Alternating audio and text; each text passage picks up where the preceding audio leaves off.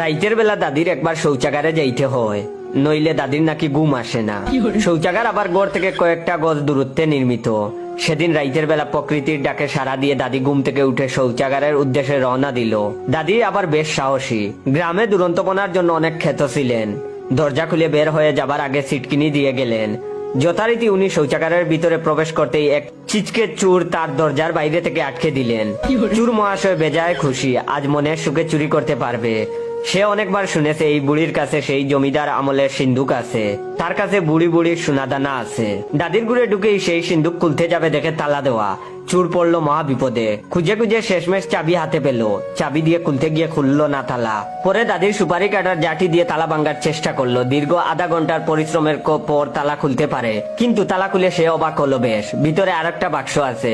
চুর তো মহাদণ্ডে পড়ে গেল, এটারও তালা ভাঙতে হবে। হাতের যে চাবি আছে তা দিয়ে একবার চেষ্টা করে দেখলো, তাতে মুহূর্তেই খুলে গেল। চুর মহাশয় তো মহা খুশি, কিন্তু বাক্সের ভিতরে হাত দিয়ে দেখতে তার মুখ ফ্যাকাশে হয়ে গেল। রাগে গদগদ করতে লাগলো সে।